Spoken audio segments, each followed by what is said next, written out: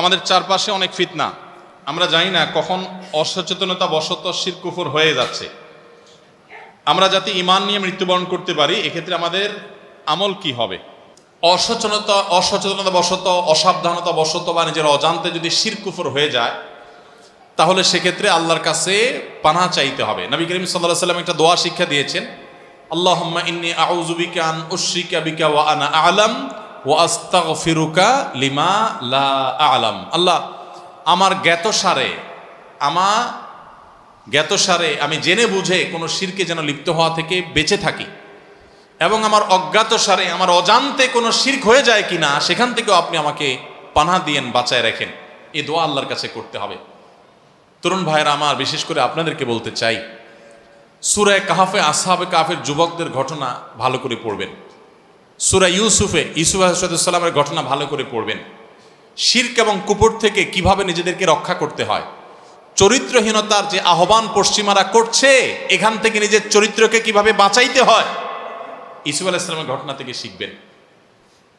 মনে রাখবেন, খুব বেশি তরুণের দরকার নাই। অল্প কিছু তরুণ যদি ঈমান আমলকে বাঁচায় রাখতে পারে, শিরক মুক্ত জীবন ধরে রাখতে পারে, নিজের চরিত্রটাকে হেফাজত করে রাখতে পারে, এরাই ইনশাআল্লাহ গোটা সমাজের পট একবার পরিবর্তন করবে।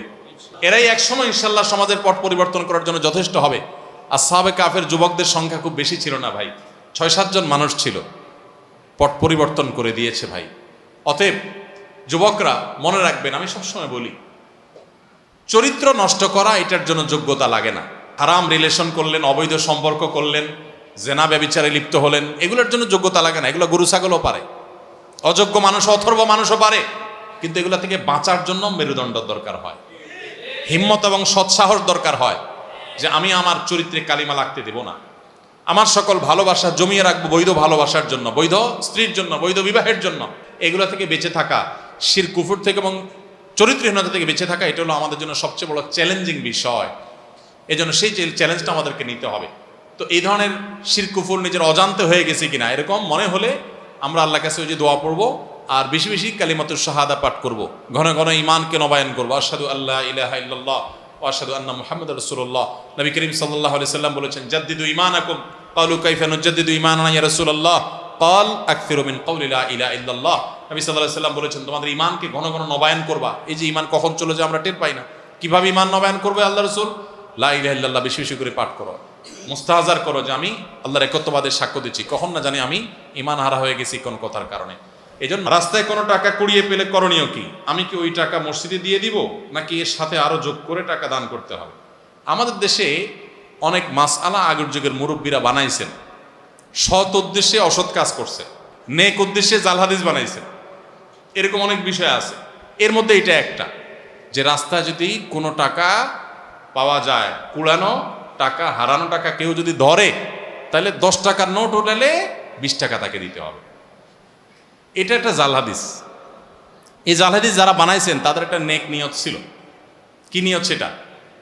যাতে করে মানুষ যেমনে সেমনে টাকা ধরার সাহস না করে, যে ধরলে কিন্তু আমার 20 টাকা দেওয়া লাগবে, বাবা তার চাইতে না ধরি, যার টাকা সেই পাক। তো এই নেক উদ্দেশ্যে একটা জাল হাদিস বানাইছেন, কাজটা ভালো করেন নাই। উদ্দেশ্য ভালো ছিল, ওনাদের সরলতা ছিল। এরকম বহু নেক উদ্দেশ্যে জাল হাদিস বানাইছেন। যেমন রাতে যে আমাদের খাবারের প্লেট, এটা খায়া পানি, ধোয়া পানি, আগে গ্রামের আমরা মাটির ঘরে, টিনের ঘরে থাকতাম, তো এটা বাহিরে ফেলানো যাবে না রাত্রে, তাইলে ক্ষতি হবে।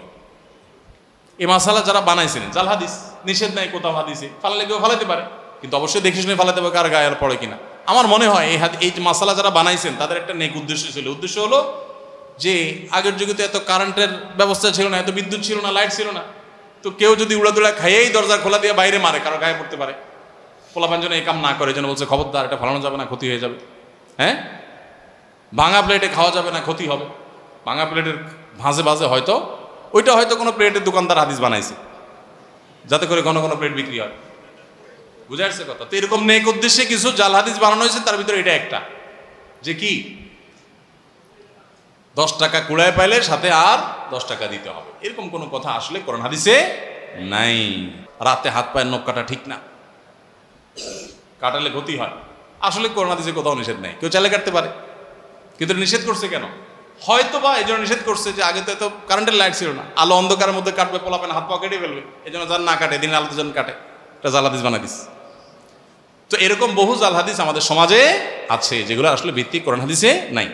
তো এই যে কথা যে টাকা কুড়িয়ে পাওয়া টাকা এটা পাইলে বেশি টাকা দিতে হয়, সঠিক না। যে টাকা পাবেন সেটাই দিতে হবে। এখন কত হলো এটা কি করবেন? ভাই জিজ্ঞেস করছে মসজিদে দান করবেন কিনা। উত্তর হলো মসজিদে দান ধরেই না। এই টাকা যদি আপনি নেন তাহলে আপনার দায়িত্ব হলো প্রাপক খুঁজে বের করবেন। এবার ঘোষণা দিয়ে দেখেন ভাই কার টাকা হারাইছে, কার টাকা হারাইছে, আমি পাইছি, যে জায়গা পাইছেন ওর আশেপাশে ঘোষণা দিতে থাকবেন। দিতে দিতে যদি মালিক পান তো আলহামদুলিল্লাহ, যদি মালিক না পান, দীর্ঘদিন বলতে বলতে আর আশা হারাই গেছে যে না এইটা আর পাওয়া যাবে না, তাহলে সেক্ষেত্রে এবার মালিকের তরফ থেকে আপনি কোনো গরিব দুঃখীকে বা কাউকে দান করে দিতে পারবেন। আর যদি নিজে গরিব হন তো নিজেও খেয়ে ফেলতে পারবেন, যদি মালিক খুঁজে পাওয়ার আশা না থাকে। আর যদি এরকম টাকা ধরে আস্তে আস্তে খোঁজেন, ভাই কারোর টাকা হারাইছে কিনা, ভাই কারোর টাকা হইলো, টাকা হারাইছে কিনা কারোর, এভাবে কয়েকবার বললেন বলছি কেউ তো বলে না, তাহলে আমি খাই ফেলাই, সেটা কিন্তু জায়েজ হবে না। বুঝে আসছে কথা? ঘোষণা ভালো করে দিলেন, সব জায়গায় শুনেলেন, এরপরে মালিক পাওয়া যাচ্ছে না, তাহলে এবার গরিবকে দান করে দিবেন। আর নিজে যদি গরিব হন, অভাবী হন, নিঃস্ব হন, তাহলে নিজেও খেতে পারবেন। কিন্তু যদি মালিক কখনো পাওয়া যায় তখন আবার তাকে ফেরত দিতে হবে। বুঝে আসছে কথা? তো পাওনা টাকা এটা নিলে বা পাওনা কিছু পাইলে এটা পরিশোধ করার চেষ্টা থাকতে হবে। অনেকে মসজিদে বিয়ে সম্পন্ন করে, পরের দিন গায়ে হলুদ নামক অনুষ্ঠান করে, এক্ষেত্রে তাদের বিবাহ কতটুকু শরীয়ত সম্মত হবে? মসজিদে বিয়ে করেন খুব ভালো কথা, কিন্তু গায়ে হলুদের নামে যা করেন সেটা কখনো ভালো কথা হতে পারে না। দেখুন, বিয়ে একটা ইবাদত, এই ইবাদত আল্লাহ এবং তার রাসূলের বাতানো, সেটা গুনাহে পর্যবসিত হবে, গুনাহে পরিণত হবে। এই জন্য সাবধান থাকা দরকার। গায়ে হলুদ এটা নিয়ে আমি একটু ঘাটাঘাটি করছিলাম অনলাইনে, কোত্থেকে আসছে, এটার উৎপত্তি কোত্থেকে, এত কিছু থাকতে, মরিচ, জিরা, আদা, দারচিনি, লবঙ্গ, এত কিছু থাকতে হলুদ মাখে কেন? এটা নিয়ে আমার কৌতূহল তৈরি হলো, যে হলুদে কি আছে, কেন মরিচ মাখতে পারে না? যে বিয়ে উপলক্ষে একটু মরিচ মাখে না আসলো, এটা করতে পারে না, হলুদ মাখে কেন? তো এটা নিয়ে ঘাটাঘাটি করে আমি দেখলাম, আপনারা গুগল করে দেখতে পারেন, নেটে সার্চ দিয়ে দেখতে পারেন, যে এটা টোটালি আসছে হিন্দুয়ানি বিশ্বাস থেকে। হিন্দু ধর্মের কিছু বিশ্বাস আছে, সেখান থেকে আসছে। হলুদ, কুলা, দুবলা ঘাস, আরো অনেক জিনিসপত্র আছে, এগুলো বিয়ে উপলক্ষে, এগুলো নিয়ে নির্দিষ্ট আয়োজন আছে, এগুলো করলে নাকি দাম্পত্য জীবনে সুখ শান্তি হয়। শিরকপূর্ণ বিশ্বাস। দাম্পত্য জীবনের সুখ শান্তির সাথে এগুলোর কোনো সম্পর্ক থাকতে পারে না। ইমানদার কুসংস্কারাচ্ছন্ন বিশ্বাসী হতে পারে না। সেখান থেকে আসছে গায়ে হলুদ। এখন হলুদ তো হলুদ, হলুদের সাথে লাল, নীল, নাচ, গান, তারপর আপনার মিউজিক, হারাম রিলেশন, হারাম আয়োজন, নারী পুরুষের অবাধ মেলামেশা, হাজার অন্যায়ের আপনার বিষয় থাকে। যুবক ভাইয়েরা, বিবাহ জীবনে একবার করবেন, অতএব এই বিয়েটাকে হারাম মুক্ত করার চেষ্টা করবেন ইনশাআল্লাহ। যারা বিয়ে করেন না, নিয়ত করা যাবে না ইনশাআল্লাহ যে আমার বিয়েকে আমি অনাচার মুক্ত করব। কি মুক্ত করব? আমার বিয়েতে কোনো হলুদ মরিচ থাকবে না। কি থাকবে না? হলুদ মরিচ থাকুক, রান্নায় থাকুক, কিন্তু গায়ে দেব না, এবং গায়ে দেওয়ার নাম দিয়া এই সমস্ত অনাচার করব না। বিয়েকে কেন্দ্র করে হলুদ মরিচের চাইতে আরো বড় অনাচার যেটা হয়, সেটা হলো বিয়ে উপলক্ষে ঝাঁকানাকা গানের আয়োজন।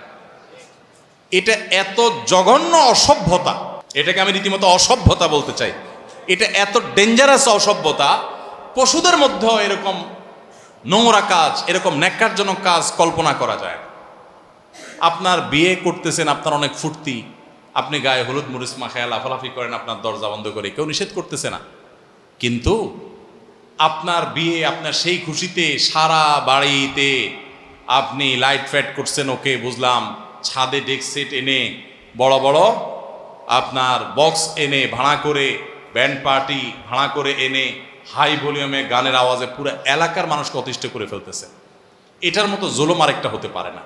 যুবক ভাইরা, এই সমস্ত মিউজিক মুক্ত বিয়ে করবো তো ইনশাআল্লাহ। সৎ নিয়ত করব যে আমাদের বিয়েতে কোনো অনাচার হবে না। আমি বিয়ে করতে গিয়ে মানুষের বদদোয়া নেব না। আল্লাহ আমাদের সবাইকে বেঁচে থাকার তৌফিক দান করুন।